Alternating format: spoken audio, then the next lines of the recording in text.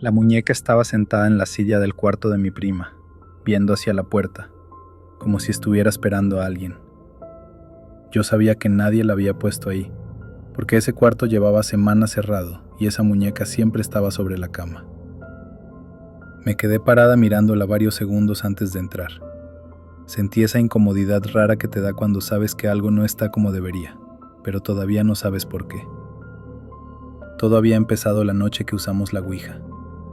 Mi prima falleció en un choque a los 19 años, una noche de lluvia en la carretera. Después de eso, en la casa nadie volvió a mencionar su nombre. Su cuarto se quedó igual, la cama tendida, su chamarra colgada detrás de la puerta y sus tenis todavía debajo de la cama. Mi tía no entraba ahí. Yo sí, porque me daba más miedo que ese cuarto se quedara cerrado para siempre. Una tarde, buscando unas cajas en su closet, encontré una Ouija debajo de una caja de juguetes viejos. Estaba llena de polvo y el cartón ya estaba doblado en las esquinas. Al tocarla, me dio una sensación rara en las manos. No sabía de quién era, pero mi prima siempre juntaba cosas raras. Le pregunté a otra de mis primas y me dijo que una vez la habían usado con unas amigas, que no había pasado nada y que por eso la habían guardado ahí. Esa noche estaba en la sala con mis primas, sin hacer nada en especial. Estábamos hablando de mi prima, de cómo había sido antes del accidente y de las cosas que había dejado en su cuarto. La conversación se fue quedando en silencio, como pasa cuando ya no sabes qué más decir. En eso me acordé de la tabla Ouija que había encontrado en el closet y se me vino la idea de usarla para tratar de contactarla. Para mi sorpresa, mis primas estuvieron de acuerdo. A ninguna le gustaba la idea, pero todas queríamos saber si ella estaba bien o si todavía podía escucharnos de alguna manera. Pusimos la Ouija en el centro y apoyamos las manos encima. Preguntamos si había alguien ahí. Al principio no pasó nada y pensé que nos íbamos a reír y dejarlo así. Después de unos segundos, la pieza empezó a moverse lentamente hasta formar Soso. Nos miramos pensando que alguna estaba empujando la plancheta, pero cuando preguntamos si era mi prima, la pieza no fue ni así ni a no. Giró sola y volvió a marcar Soso. Preguntamos quién era, y volvió a girar rápido marcando las mismas letras. La luz de la sala cambió de tono, se puso más amarilla sin apagarse. El aire se sentía pesado, como si el cuarto se hubiera quedado sin ventilación. Una de mis primas quiso quitar la mano de la pieza y no pudo. Dijo que sentía los dedos entumidos, como si se le hubieran dormido. Yo vi cómo intentaba levantar la mano y no podía. Dijimos que ya no queríamos seguir jugando, pero la pieza no fue a adiós. Se movió sola trazando una línea entre la Z y la O una y otra vez. En ese momento se escuchó algo en el pasillo, como si alguien arrastrara una bolsa de basura. Volteamos a ver al mismo tiempo y no había nadie. Cuando por fin la pieza se detuvo, ninguna se movió de inmediato. Nos quedamos viendo la tabla como si todavía pudiera empezar a moverse otra vez. Yo sentía las manos calientes y raras. Una de mis primas dijo que mejor ya la guardáramos, que no quería seguir ahí sentada. La levanté y la metí en la caja sin saber bien qué estaba haciendo.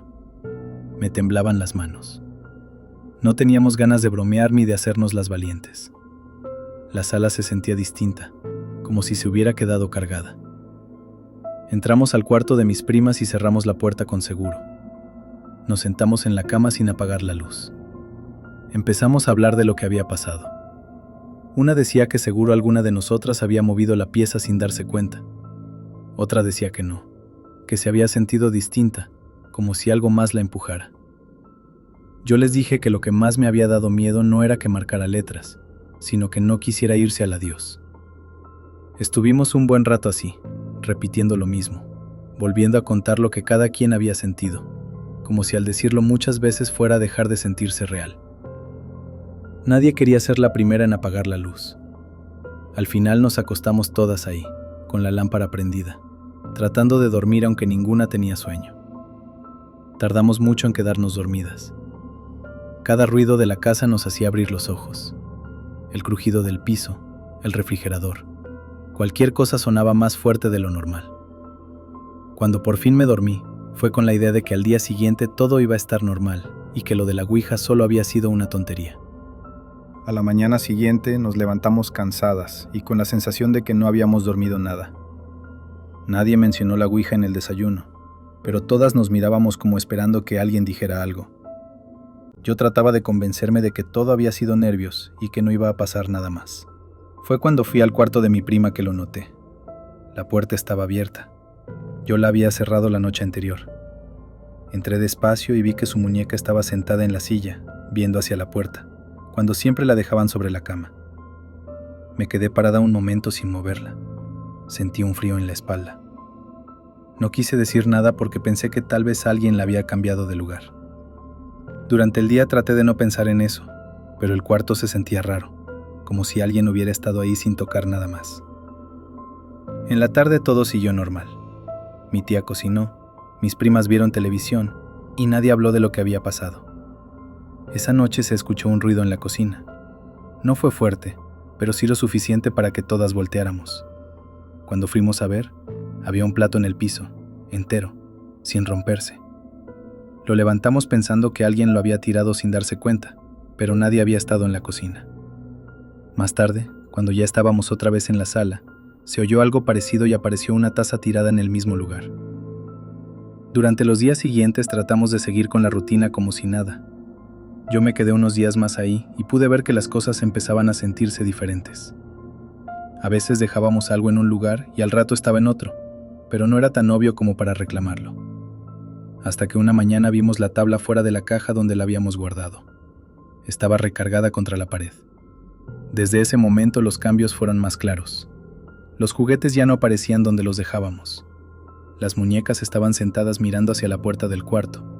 Los carritos se alineaban solos contra la pared y la pelota siempre quedaba justo en medio, como si alguien la hubiera puesto ahí a propósito. Por las noches el piso crujía, pero no sonaba como pasos, sino como si algo se arrastrara lentamente. Una mañana encontramos la tabla sobre la mesa con la pieza apuntando directamente a la Z. No jugamos y no preguntamos nada. Con los días, la casa empezó a sentirse distinta, como si algo se estuviera acomodando dentro de ella. Primero fue el olor, un olor fuerte que no sabría describir bien, pero que daba náuseas apenas entrabas a los cuartos. No era humedad, ni a basura, ni a drenaje, era otra cosa. Abríamos las ventanas y al rato regresaba, como si saliera de las paredes. Luego empezaron los cuadros. Los enderezábamos y al día siguiente estaban torcidos otra vez, siempre hacia el mismo lado, como si alguien los empujara desde un punto fijo del pasillo. Una tarde encontramos una muñeca parada en medio de la escalera, viendo hacia arriba, justo hacia el cuarto de mi prima. Nadie la había dejado ahí. La bajé y la puse en una caja con los demás juguetes, pero al día siguiente volvió a aparecer en el mismo escalón, en la misma posición. Ya no la moví. Nos daba más miedo cambiarla de lugar que dejarla ahí.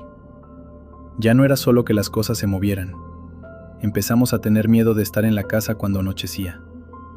Nadie quería quedarse sola en el pasillo y evitábamos pasar frente al cuarto de mi prima. No hablábamos del tema directamente, pero todas lo pensábamos. Un día, al prender la luz del pasillo, vimos los rayones en la pared. No estaban ahí antes. Eran líneas torcidas, como hechas con algo duro y seco, y formaban letras. Nos acercamos y se podía leer soso. No estaban grandes ni claras, estaban chuecas, mal hechas. Mi tía quiso limpiarlas, pero la pintura quedó marcada. Desde ese día, nadie quiso dormir con la luz apagada en ese lado de la casa. Mi tía aguantó todo lo que pudo sin hacer nada. Decía que eran nervios, que todas estábamos sugestionadas, que la casa estaba vieja. Pero cuando empezó a encontrar los juguetes fuera de su lugar en la madrugada y el olor regresaba aunque limpiara todo, fue cuando ya no pudo seguir fingiendo que no pasaba nada. Un día dijo que iba a llamar a un padre para que fuera a bendecir la casa. Cuando llegó, recorrió la sala y la cocina sin decir mucho, pero cuando se acercó al pasillo se detuvo. Miró hacia el cuarto de mi prima y dijo que no quería entrar ahí, que ese cuarto se sentía mal. Bendijo desde la puerta y pidió que no volviéramos a mover nada de ese cuarto.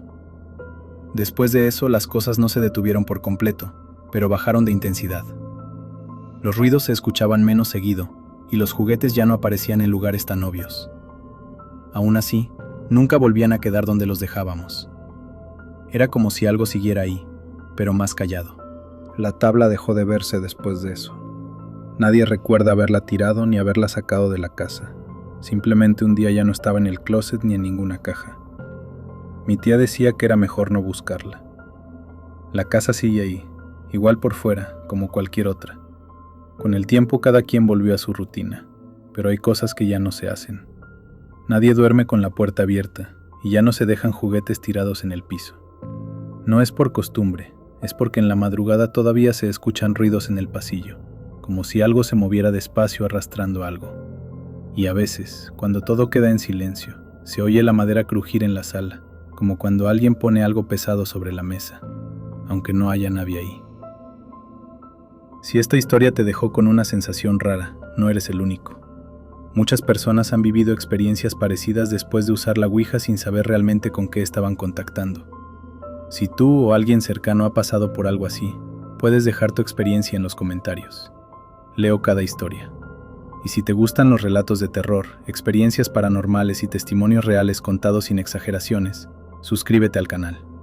Aquí compartimos historias que no buscan asustar, solo contar lo que pasó. Nos escuchamos en el próximo relato. Hasta la próxima.